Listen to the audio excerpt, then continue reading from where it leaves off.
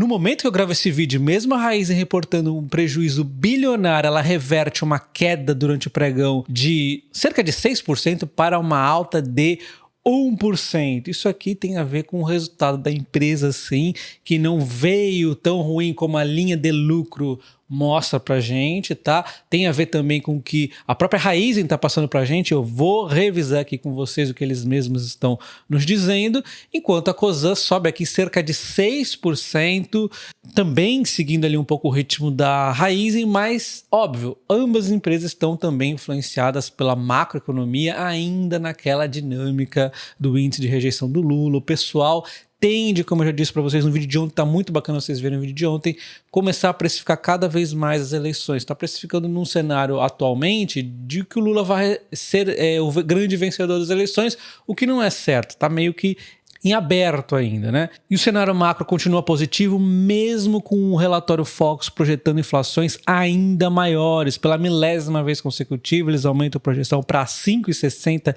para 2025, 2026 eles também aumentaram para 4,35, 2027 também aumentaram para 4 e 2028 também aumentaram. Então, mesmo aumentando as projeções de inflação, não foi suficiente para apagar essa questão das eleições, que, como eu já disse para vocês, tende a trazer volatilidade, além de volta e meia o Lula poder fazer algum pacote de gastos ali, que pode trazer a bolsa para baixo, mas a dinâmica de longo prazo. Dá uma olhada no vídeo de ontem que você entende, vai. Então vamos falar do resultado da Raízen do terceiro trimestre ano safra 24-25, ou seja, nas empresas de modo geral seria o quarto trimestre de 2024. Mas é importante pensar em ano safra quando fala de empresas que têm envolvimento com agro, né? Então a Raízen, ela reporta primeiramente uma receita que cresce 14,3% em relação ao mesmo período do ano passado, mas quando chegamos no lucro é um prejuízo gigante aqui de 2,5 bilhões, né? Revertendo o lucro de 793 milhões. Isso assusta o mercado no primeiro momento, mas quando você vai entendendo os detalhes ali, vê que não é tão sério e vê que a empresa está sim atuando em relação a isso.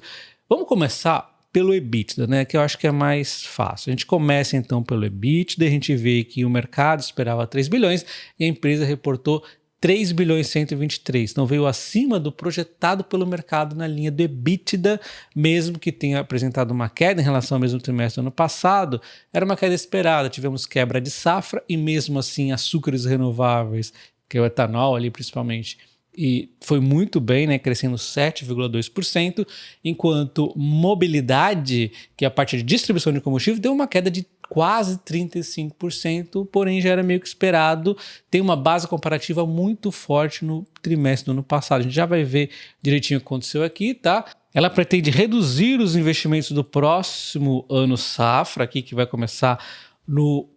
vai ter o quarto trimestre ainda, depois começa o primeiro, aí ela deve entrar no novo ciclo, então ali para abril mais ou menos, uma fase de investimentos menores. Ela tem aqui investimentos importantes para continuar, ela destaca dois deles, né, que é ali investimento em mobilidade, distribuição de combustíveis na Argentina e 2 plantas do etanol de segunda geração, tá?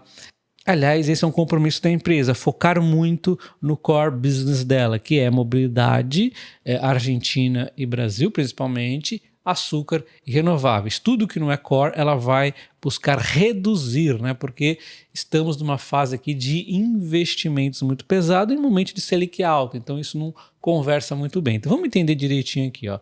Vamos começar então dando uma olhada no resultado de modo geral. Você pode ver que aconteceu então o quê? Mobilidade caindo, açúcar e renovável subindo, corporação aqui uma oscilação pequena natural, a gente vê essa queda então de 21% no EBITDA ajustado. E aí quando a gente entra no detalhe da mobilidade, o que aconteceu? Queda em volume um pouquinho só, queda em margem aqui considerável, vendas aqui e já caiu bastante e outros também tiveram impacto na mobilidade no Brasil. Primeira coisa que a gente percebe é que a escassez no diesel meio que deu o lucro para cima, né, lá no terceiro trimestre do ano passado, e aí quando volta aqui ao normal essa questão do diesel, as margens acabam caindo. Na Argentina o que aconteceu foi o repasse dos preços aqui que estavam meio que congelados ali, né? E aí também teve uma lucratividade bem alta ali, lá na época do Milei entrando e tudo mais, né? Então, esses são eventos aqui que deixam o terceiro trimestre do ano passado mais forte, mas este trimestre aqui era para ter sido mais forte. Olha o que tem acontecido. Aqui na Argentina, efeito do inventário e custos de insumo, que deve voltar à normalidade mais para frente, mas principalmente aqui no Brasil. Olha só, informalidade do diesel. O que acontece? O pessoal tem que ali adicionar biodiesel na mistura e, diante do que acontece no Brasil, uma palhaçada, as empresas não fazem isso. Empresas sérias como a Shell, por exemplo, fazem e tem uma competitividade desleal. A Raízen focou muito nisso, uma competitividade desleal, né? Isso aqui, só no Brasil mesmo, é uma bagunça. Tanto que a frente de distribuição de combustíveis na Argentina acaba sendo mais lucrativa do que no Brasil, por conta desse tipo de palhaçada aqui, né?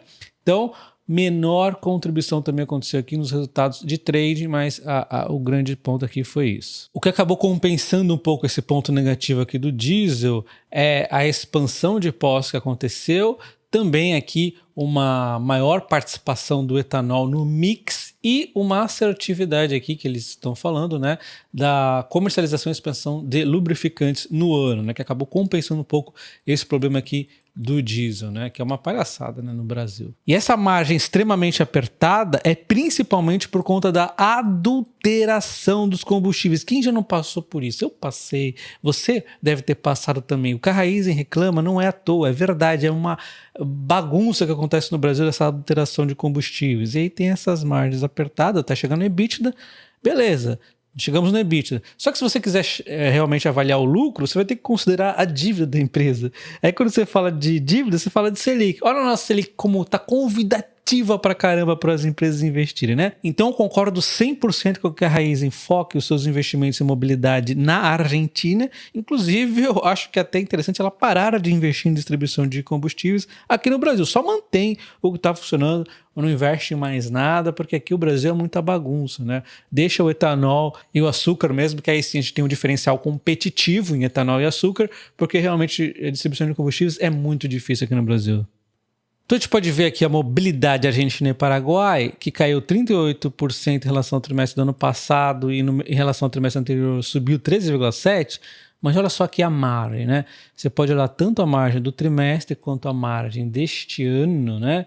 De 320 e tantos. Quando você compara com a mobilidade do Brasil, a margem é 139, 130. Olha a bagunça que é esse país, né? Então é muito mais lucrativo a frente de distribuição de combustíveis lá da Argentina e do Paraguai. Mas na Argentina, então, é por isso que é interessante ele continuar assim investindo lá, né? Ele tem investimento para fazer naquela região. A gente tem aqui no Brasil caindo 31% em relação ao mesmo trimestre do ano passado, em relação ao trimestre anterior subindo 4,1%. Se não ficou tão claro para você, mobilidade da Argentina e Paraguai, distribuição de combustíveis, 21 bilhões e meio virou EBITDA ajustado de 1,8 bilhões, enquanto no Brasil 127 e tantos bilhões viraram 2,6 bilhões. Olha o tamanho da diferença aqui entre receita e EBITDA. Bom, então a gente já entendeu distribuição de combustíveis, mas outro ponto muito importante na Raízen é a parte agroindustrial, né?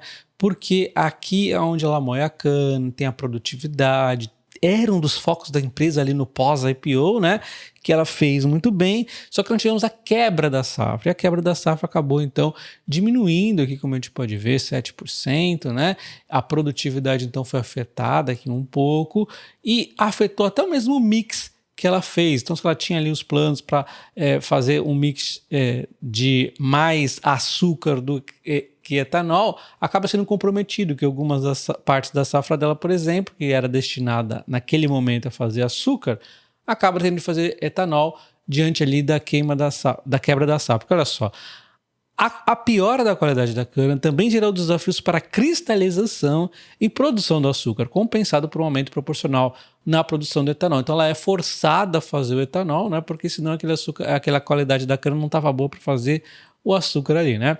E a queda da moagem decorrente de clima severamente seco que prejudicou o desenvolvimento e a produtividade da cana, além das queimadas generalizadas que atingiram canaviais da região centro-sul. Então, assim, foi uma questão de clima que afetou as canas ali, não tinha muito o que fazer, mas a produtividade que ela investiu bastante aí nos últimos anos, desde o IPO, ela conseguiu enfrentar bem isso. Então a gente vê que na época da IPO ela tinha, né, a proposta de trazer a produtividade dela aqui próxima dos benchmarks, né?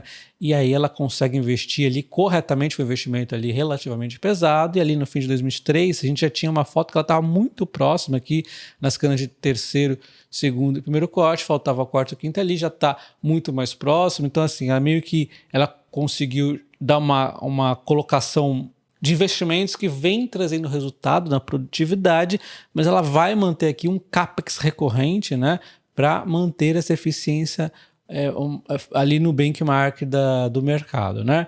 Então é importante isso aqui, a produtividade agrícola foi um investimento importante aqui que a empresa fez pós-IPO ali, né? E aí a gente vê então que o açúcar e renováveis tem esse impacto da seca e das queimadas na produtividade, que tem ali, afetando um pouco no EBITDA também, menor diluição dos custos fixos e inflação. Os custos fixos também acaba por conta do volume, né? Você tem ali um impacto na produtividade, acaba afetando os custos fixos ali em termos de volume, né? Redução dos resultados de trading e de energia, né? Bom, então a gente vê aqui o volume e margem um pouquinho menor, as despesas melhoraram um pouco, outros, e a gente consegue até o ganho aqui no EBITDA ajustado de 7%, fecha aqui nos 9 meses no momento, 9% aqui de ganho em açúcar renovável. Podemos ver que os volumes e os preços se mantiveram quase que estáveis, né? O etanol se recuperou agora neste último trimestre, o açúcar deu até um pouco de quedinha ali, mas ao longo dos 9 meses eles estão meio que estáveis aqui em termos de preço, né? A gente pode ver que em termos de volume aumentou 6% o açúcar, aumentou 15% aqui o etanol. E o hedge de açúcar a empresa vai fazendo aqui, ó, ela tem uma proteção de 100% no ano safra 24 e 25, 80% no 25 e 26 e 30% aqui, ó, no 26 e 27. Então ela está protegida aqui nos preços de açúcar. Isso aqui, se o açúcar dá uma disparada, por exemplo, o que acontece? Marcação a mercado. Então ela acaba tendo um prejuízo, vamos dizer, meio que fake, né? Porque na verdade ela só estabilizou os preços de venda ali, ó, de cerca de 80% da produção para garantir a rentabilidade, né? Então essa marcação a mercado acaba afetando ali no resultado financeiro que a gente já vai olhar daqui a pouco. Então tem que tomar cuidado quando você vê os resultados da empresa na linha do lucro, olhar ali a marcação a mercado, tá? Bom, então é importante a gente olhar aqui o etanol de segunda geração, aproveitar que nós estamos olhando sobre o etanol, porque é uma das frentes importantes da empresa em termos de investimentos, né? E qual é o problema aqui que eu já comentei com vocês outras vezes? O CAPEX inicial é muito pesado.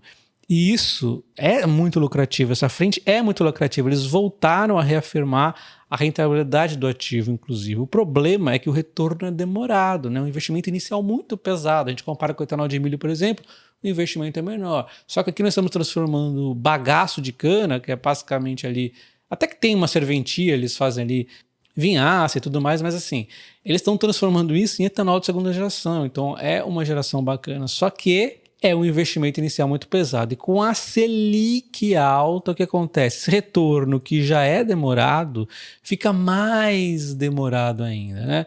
Então, diante disso, eles estão recalculando a rota, eles vão fazer até a sexta planta aqui, né? Tem mais as duas, a quinta e a sexta estão em produção, e faltam 1,6 bilhões aqui para investir nas duas plantas, então já está ali quase na metade dos investimentos, né? 1,2 cada uma, que falta 1,6 nas duas. Então, o que vem pela frente, eles vão paralisar num primeiro momento em 2026 e em 2027, e aí depois provavelmente deve ter alguma novidade, ou a Selic cai bastante no Brasil, ou eles arrumam um parceiro para levar esse etanol juntos, né? Alguma coisa que eles vão avaliar, porque eles estão focando muito nesta questão da queima do caixa, né? E eles estão também focando muito na rentabilidade dos investimentos. Inclusive, quando a gente olha aqui as plantas da empresa, a gente tampou a interrogação do que vai acontecer daqui para frente, né?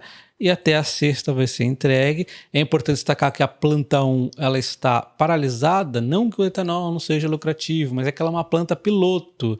Ela vai aqui estar, por exemplo, investindo em tecnologia, investindo em pesquisas e tudo mais, desenvolvimento, para de repente até melhorar ali os custos, melhorar a tecnologia, né? Eu acho que faz parte aqui da evolução. A empresa está bastante aqui focada em redução de custos de eficiência, né? Então a gente vê aqui, ó, essas duas plantas aqui já estão 40% e 30% aqui, ó, performadas, tá? Então este é o novo cronograma, ó, até 2027 vai ser entregue ali 5 plantas e depois disso fica aí a avaliar, né? Então 2026 e 2027 não tem nenhuma nova planta que vai ser iniciado o desenvolvimento, tá? Só vai manter aquelas duas que já estão aqui, ó, rodando o CAPEX, né? Vale destacar que todo esse foco que a empresa está dando aqui em eficiência, a gente já começa a ver um pouquinho aqui, ó, em despesas gerais administrativas, diminuiu 14,4%, ela fala, ó, também teve aqui nesses efeitos menores gastos com o pessoal, resultando o início do processo de revisão da estrutura organizacional da empresa. Então, reduzir o gasto pessoal também faz parte aqui da busca pela eficiência da empresa. Para acelerar e dar um pouco mais de dinâmica para o vídeo, vou trazer aqui essa matéria que a Raizen busca reduzir o CAPEX, então cortar os custos e rever o portfólio em linha com o que eu acabei de dizer, né? Inclusive, eles destacam que a Raizen teve alguns itens não recorrentes no seu resultado da reestruturação do negócio, teve a marcação no mercado que aconteceu ali dos preços dos combustíveis e teve também isso aqui que o Brasil Journal nos trouxe, que é a Raizen provisionou 1 bilhão no trimestre em função da reestruturação em andamento, incluindo efeitos de otimização do quadro de funcionários, saída de alguns negócios e revisão de marcação a mercado nos contratos futuros de açúcar e etanol, conforme eu comentei com vocês. E tem aquilo que nós já comentamos, né? Eles lembram aqui, ó, que tivemos um impacto nos incêndios na moagem que afetaram bastante o negócio, porque tem menos produto, pior mix e uma diluição de custo aquém do esperado, como eu comentei com vocês, né?